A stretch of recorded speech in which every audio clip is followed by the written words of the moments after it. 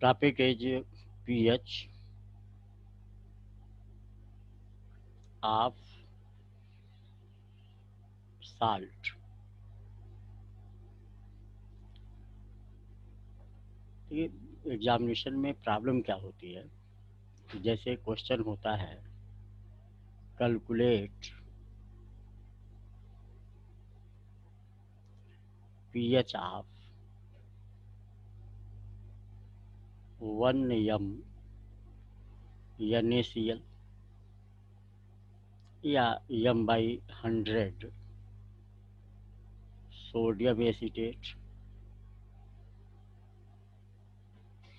या 10⁻² n ammonium chloride.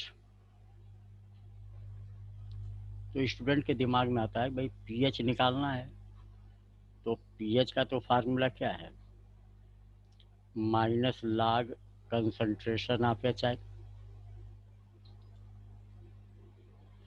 या base है तो -log concentration of OHI।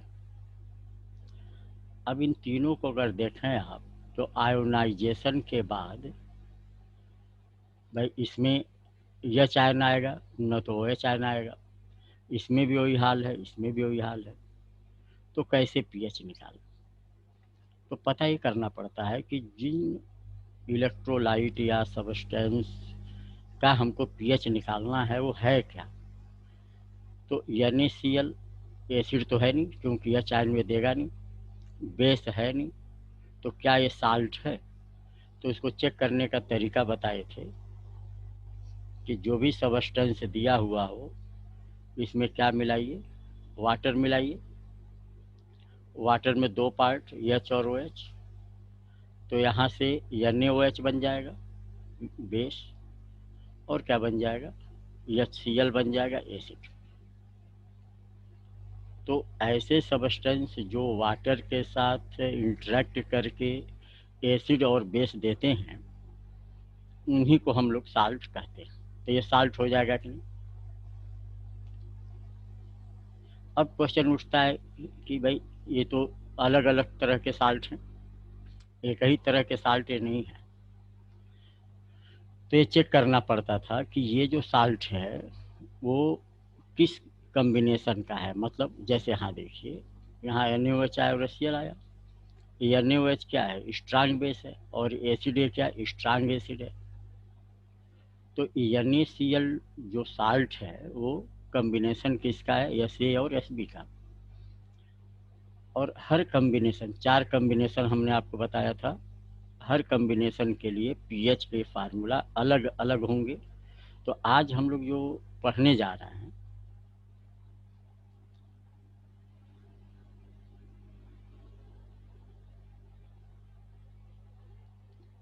Question ये है, derive H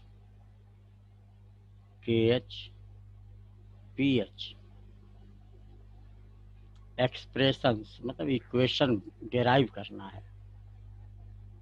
expression for salt जो किसका कम्बिनेशन है, वीक एसिड और स्ट्रांग बेस। अब इस कम्बिनेशन से क्लियर है कि सॉल्यूशन कैसा होगा, बेसिक।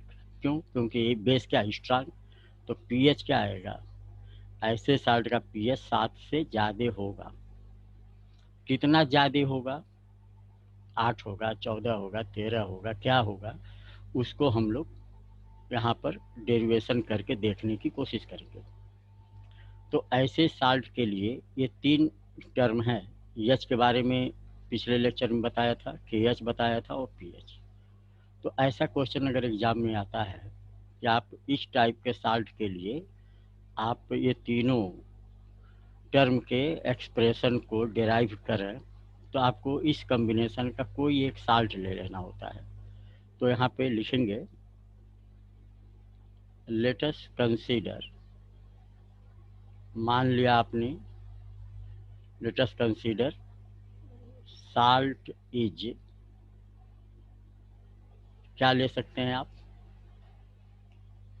सोडियम एसीटेट ले सकते हैं, आप कुछ भी ले सकते हैं, पोटेशियम एसीटेट ले सकते हैं आप, कोई भी ऐसा साल्ट जिसमें एक वीक एसिड हो और एक स्ट्रांग बेस हो, तो हम ये लेके चल रहे हैं। इसके लिए तरीका ये अपनाएंगे जैसा पिछले क्लास में भी बताया था कि इस साल्ट को ऐसे लिखेंगे आप, फिर इसमें वाटर मिलाएंगे आप, तभी तो हाइड्रोलिसिस होगा। और यहाँ से यानी और यहाँ से OH, यहाँ पे यानी OH लिख दिया, और ये जो पार्ट है H, इसको एसीटेट के साथ मिला के एस्टिक एसिड, तो यह क्या है, साल्ट है, यह क्या है, एसिड है, ये क्या है, बेस है। यह एसिड कैसा है, वीक एसिड है, यह बेस कैसा है, स्ट्रांग बेस है, ऐसे लिख देना है। जो भी सबस्टेंस पानी में आयंस देते हैं उनको आप क्या कहते हैं, इलेक्ट्रोलाइट।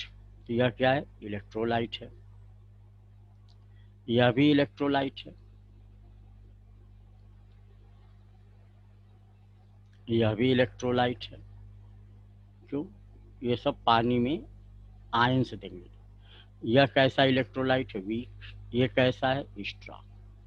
और जितने भी साल्ट होते हैं वो सब स्ट्रांग इलेक्ट्रोलाइट होते हैं, ये चीज़ याद रखनी है आपको। जो वीक एसिड होंगे या वीक बेस होंगे वो वीक इलेक्ट्रोलाइट होंगे, जो स्ट्रांग बेस होंगे वो स्ट्रांग इलेक्ट्रोलाइट होंगे। इसलिए इतना क्लियर कर रहे हैं कि आज ये जो रिएक्शन लिखा है ना, ये sodium acetate plus water asterisk acid और NaOH, ये मॉलिक्यूलर फार्म में है। हम लोगों को इसको आयनिक फार्म में लिखना होता है।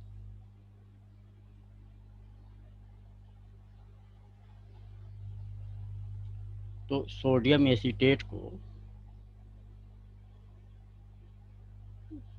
इसको हम लोग क्या लिखेंगे, एसीटेट आयन और सोडियम आयन। वाटर को एज सच लिखना है, यह भी वीक इलेक्ट्रोलाइट होता है। और एस्टिक एसिड को भी एज सच लिखना है, यह वीक इलेक्ट्रोलाइट है। मतलब जो वीक इलेक्ट्रोलाइट होंगे उसको आयनिक फार्म में नहीं लिखना है। यह स्ट्रांग बेस है तो इसको भी आयनिक फार्म में लिखेंगे। उम्मीद करते हैं यह स्टेप समझ में आया होगा। क्या करना है, जो स्ट्रांग होंगे उनको आयनिक फार्म में लिखना है, जो वीक होंगे उसको आयनिक फार्म में नहीं लिखना है।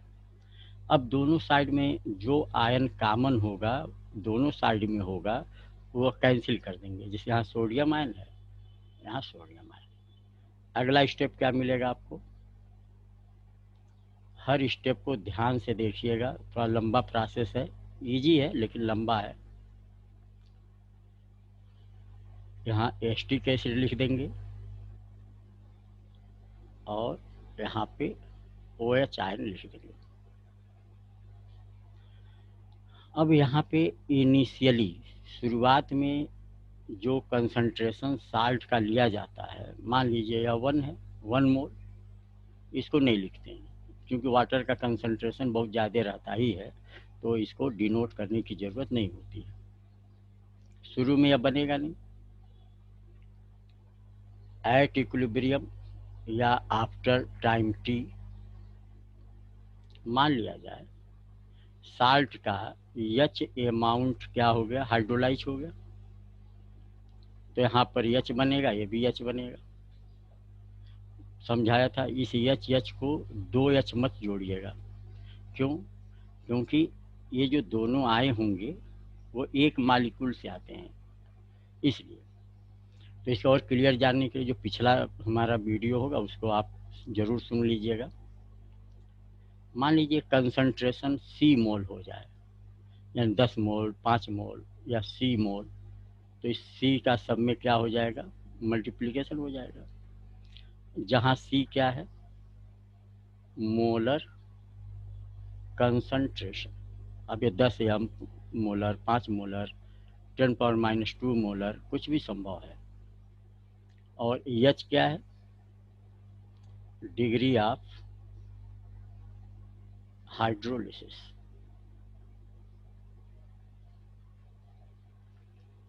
तो हमारा काम क्या है? इस एच के लिए फार्मूला निकालना है, वो हम लोग पढ़ रहे हैं। 4 स्टेप में होगा। क्यों भाई? एच का फार्मूला निकालना है, के एच का निकालना है, पी एच निकालना है। अब इस पे हमने कहा था आप क्या करिए, applying law of mass action कर दीजिए। ये आप लोग पढ़े थे हिंदी में, क्या था? द्रव्य अनुपाती क्रिया का नियम। इसमें क्या होता था?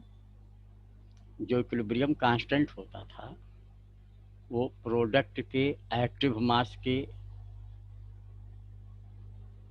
मल्टीपल या मल्टीप्लिकेशन होता था। तो यह एस्टिक एसिड हो गया, यह हो गया।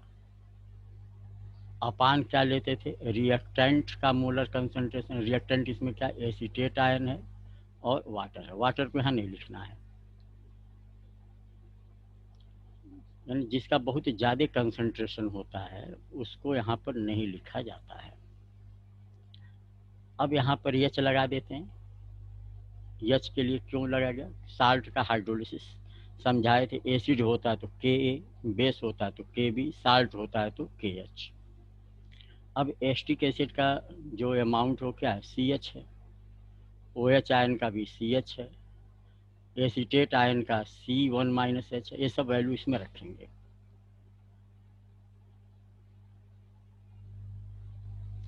और इसको मान लेते हैं यह ऊपर कर देते हैं इक्वेशन नंबर 1।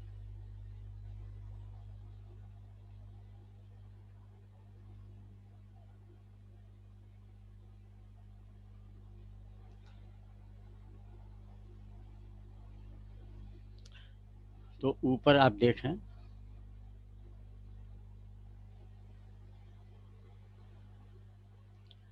एस्टिक एसिड की वैल्यू क्या थी?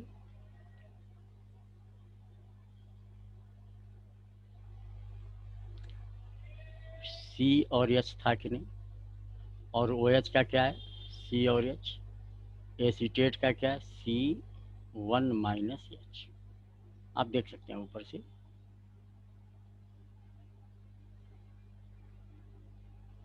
यहाँ एस्टिक एसिड का CH, ओ एच आयन का CH, एसीटेट आयन का C1 - H।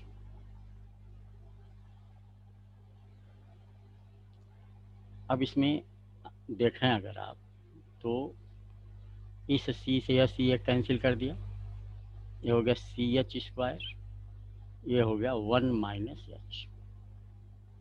अगर H की वैल्यू क्या हो? 1 से बहुत कम हो तो KH = CH², या CH² = KH लिख सकते हैं आप, या H² = KH/C, या H = √KH/C।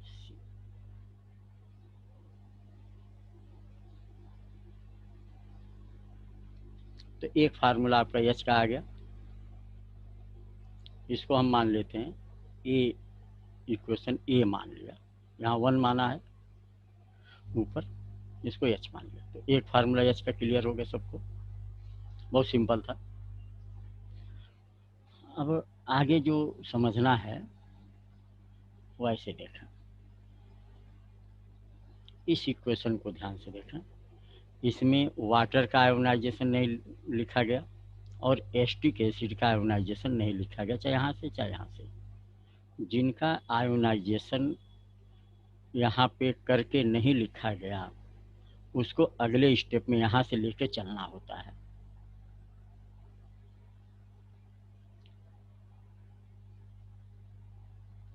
तो किसका किसका आयोनाइजेशन नहीं लिखा गया था? वाटर का। अब लिख रहे हैं हम लोग। किस में टूट जाएगा ये? एच आयन और, चलिए, ओ एच आयन में।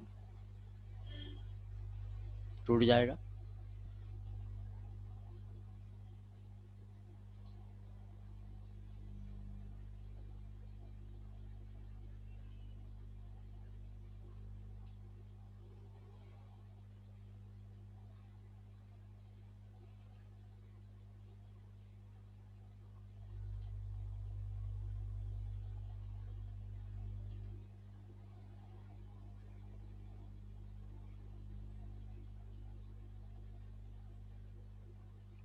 ऐसे लिख दिया, ओ पे माइनस लगाना चाहिए।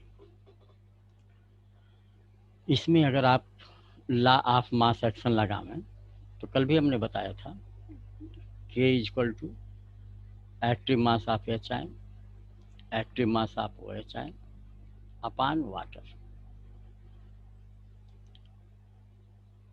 इस वाटर को यहाँ पे अगर लिखें हम तो एच आयन और ओ एच आयन। इसी के लिए टर्म बताया था के W, W for water, ionic product of water. तो यह फार्मूला है। इसको इक्वेशन नंबर हमने 2 ले लिया। तो यहाँ से वाटर का लिख लिया। ऐसे ही जितने भी टाइप के साल्ट में आपको पीएच का डेरिवेशन करना है, स्टेप ऐसे ही फॉलो करना है।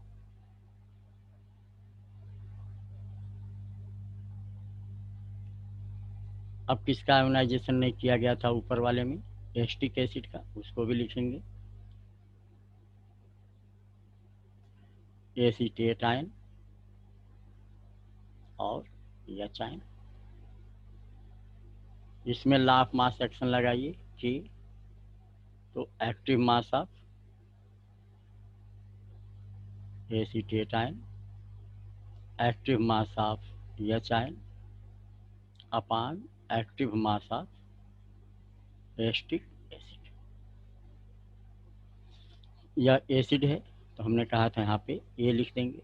यहाँ से कंफ्यूज मत होइएगा, यहाँ तो वाटर आया था तो लिखा गया, इसको यहाँ ले आए तो ऐसा नहीं, केवल वो वाटर के केस में था। यहाँ पे यह एसिड है तो के ए। यह इक्वेशन नंबर हम 3 कर देते हैं। अब इक्वेशन 2 में आप 3 से डिवाइड कर दो तो मतलब के डब्ल्यू अपान के ए। के डब्ल्यू क्या था, H ion O H ion. K A क्या है, ये है, तो ये लिखेंगे आप एसीटेट आयन एच आयन अपान ए। जब इसको यहाँ पर लिखेंगे तो ये चीज़ ऊपर आ जाएगी। इतनी मैथमेटिक्स आप समझते हैं। यह हो गया, एक स्टेप बचा दिया। अगर हम इसको एस्टिक एसिड यहाँ पर आप लिख करके लिखते, फिर अगले स्टेप में इसको ऊपर ले जाते, इन दोनों में क्या होगा, यह एच कैंसिल,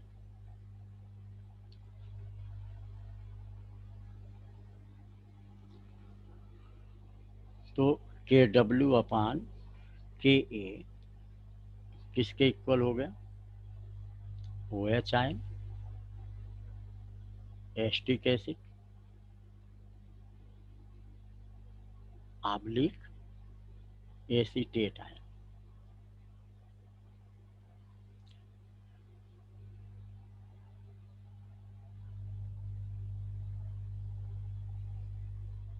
चलिए इसको हम इक्वेशन 4 मान लेते हैं।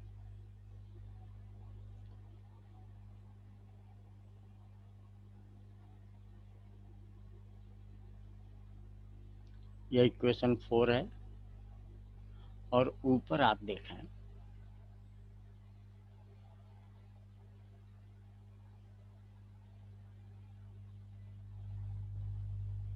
ये वाला इक्वेशन 1।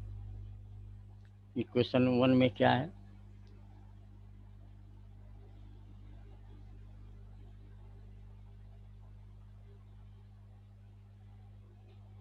वहाँ पर है के एच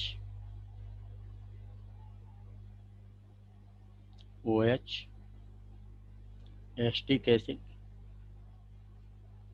और एसीटेट। अब हमको यहाँ लिखना पड़ रहा है, यह इक्वेशन 1 है कि नहीं, जो ऊपर था ये। इन दोनों को कंपेयर करिए, कंपेयरिंग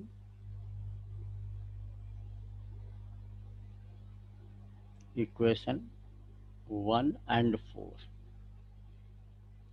तो दोनों का लेफ्ट साइड आप देखेंगे, राइट साइड बराबर है, तो लेफ्ट साइड भी क्या होगा, बराबर होगा।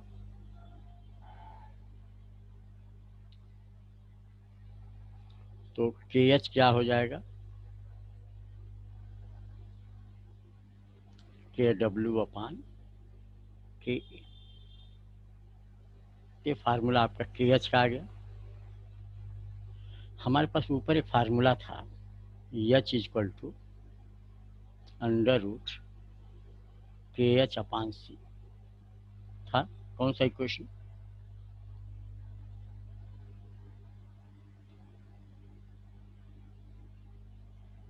ये वाला इक्वेशन ए।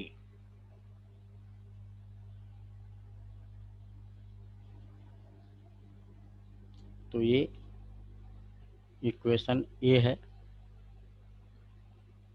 या इक्वेशन 5 मान लेते हैं। दोनों अब क्या कर सकते हैं, के एच की वैल्यू इसमें रख सकते हैं, putting value of K H in equation A.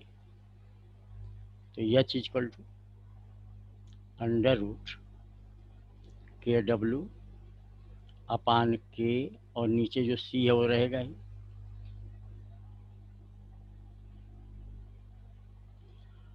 तो एक फार्मूला ये आ गया, इसको हम 6 मान लेते हैं। तो आपके पास एच का डेरिवेशन हो गया, के एच का डेरिवेशन हो गया, 2 हो गया। अब हम लोग डेरिवेशन किसका करेंगे, पी एच का। Derivation of P H.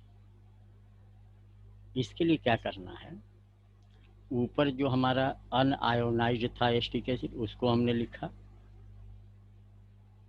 किसमें किसमें डिसोसिएट हुआ, एसीटेट आयन में और एच आयन में।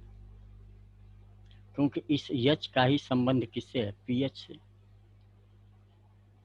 अगर इस पे हम ऐसे लिखें के ए, तो एसीटेट आयन,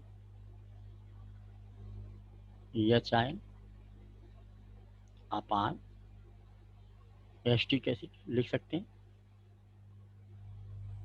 या एच आयन इक्वल टू क्या हो जाएगा, हम भाई इसको यहाँ लेते जाएं, इसको यहाँ लेते हैं हम, तो ये हो जाएगा के ए acetic acid upon acetate ion equal to H ion, हो जाएगा। एग्रीड। अब एसिटिक एसिड और एसीटेट आयन की वैल्यू यहाँ पर या मोलर कंसंट्रेशन रखनी है। ये कहाँ से रखेंगे, यहाँ से देखें,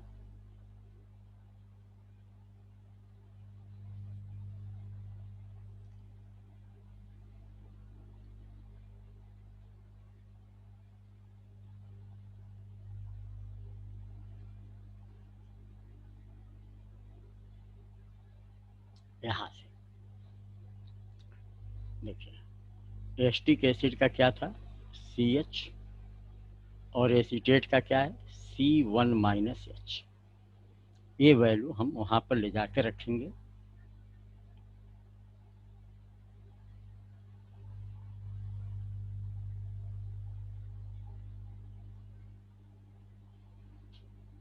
यहाँ पे आ गए।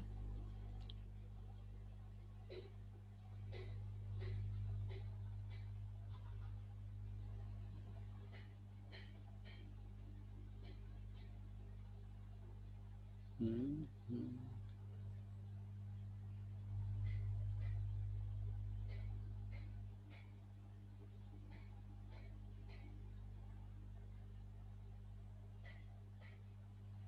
यहाँ पे, तो H ion equal to K A, acetic acid का क्या था सी एच, एसीटेट आयन का क्या था C1 माइनस एच, तो सी से सी, और एच मान लें क्या है वो एक से बहुत कम है, तो H ion equal to K ए और एच, यही तो आएगा। अब एच का फार्मूला क्या था, पुटिंग वैल्यू ऑफ एच, क्या K W upon K into C, you can see here, ये वाला K W upon K into C.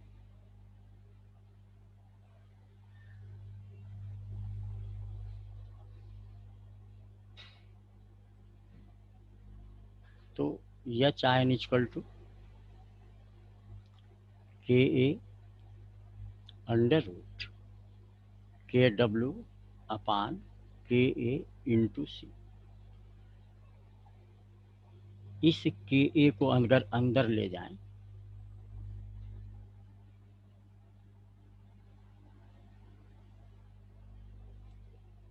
तो क्या लिखेंगे,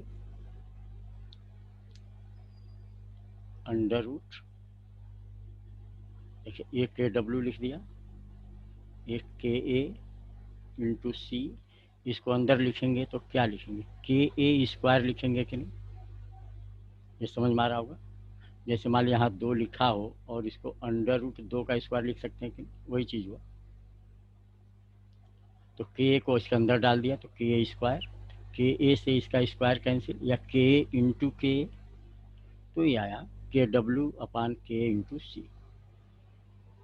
इसी को है ऐसे लिख सकते हैं, के डब्ल्यू के अपान सी पावर 1/2 अंडर रूट 4, इसको क्या लिखते हैं 4 पावर 1/2। ये है, ये एच है। अगला स्टेप क्या करेंगे, उद्देश्य क्या है, पीएच निकालना है। पीएच इसके बराबर होता है माइनस लाग एच एन, तो दोनों साइड का क्या लेंगे लाग, तो टेकिंग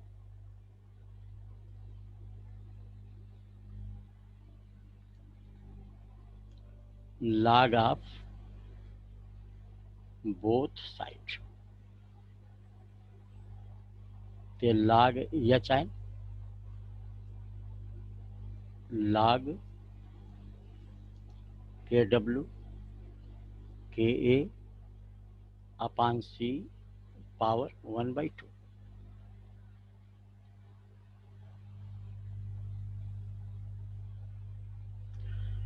यहाँ पे कौन सा फार्मूला यूज करना चाहिए, log m पावर n, यह किसके इक्वल होगा, n log m, मतलब ये जो 1/2 है वो यहाँ आ जाएगा, तो log एच आइन हाफ log के डब्ल्यू के अपान सी। यहाँ पे और देखें, इसको क्या लिख सकते हैं आप, यहाँ पे क्या है log यम यन है कि नहीं, ये वाला, और ये भी सी यहाँ पे, तो एक और फार्मूला आपके पास है log यम बाई एन, तो log यम माइनस log एन, तो इसको हम लोग क्या लिख सकते हैं, दोनों फार्मूला यूज करना है। इसका फार्मूला क्या होता है log यम प्लस log एन, तो हम पहले क्या कर रहे हैं, log इसको पूरे को हम यम मान लें, ये क्या है यन है, तो log यम बाई एन, ये वाला log यम माइनस log एन, तो ये हो जाएगा हाफ log के डब्ल्यू के ए, ऐसे कर दो। Minus log C। कोई डाउट? अब यहाँ पर ये क्या है, यह यम एन है, ये वाला फार्मूला, हाफ log के डब्ल्यू प्लस log के ए minus log C।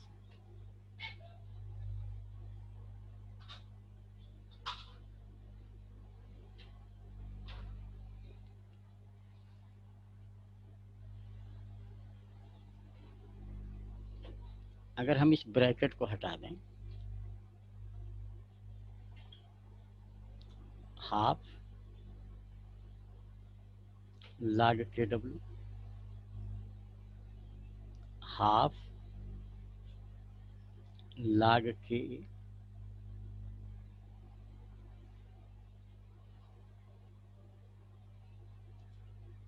Half minus log C।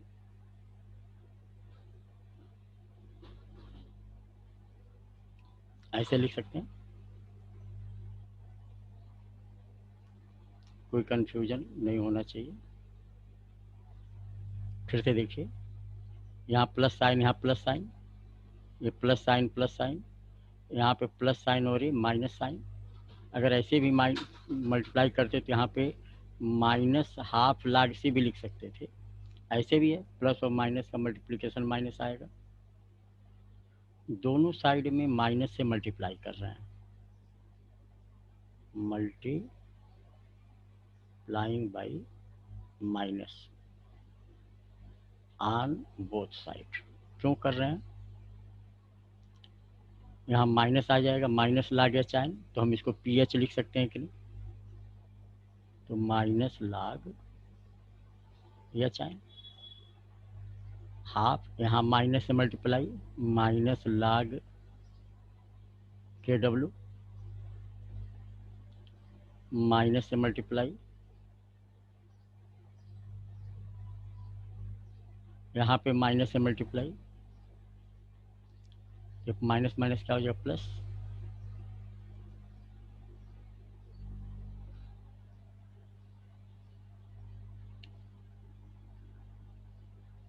बताया था कि small p stand for minus log, तो माइनस log के जगह पर क्या लिखेंगे, p, इसी को आप PH बोलते हैं। हाफ माइनस log के जगह पे p के डब्ल्यू हाफ p के ए हाफ log C।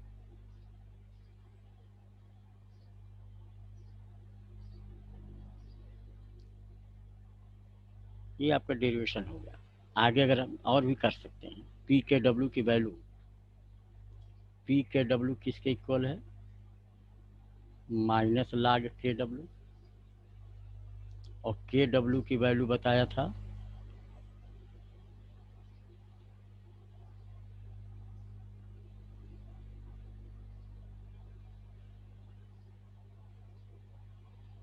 10⁻⁻14, तो माइनस माइनस प्लस 14 log 10, और log 10 की वैल्यू 1/14।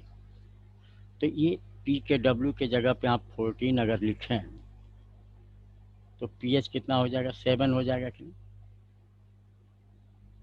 यहाँ पे वी नो आप जानते हैं,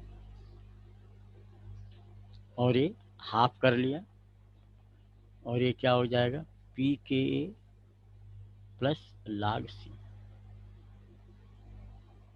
ये फार्मूला है PH का, कैसे साल्ट का, जो weak acid plus strong base का बना हो। आप भी प्रयास करिएगा, आप लोग इसका करिएगा घर पे, होमवर्क नोट कर लीजिए, स्ट्रांग एसिड और वीक बेस का। एग्जाम्पल के तौर पे स्ट्रांग एसिड मान लीजिए HCl, weak base ammonium hydroxide.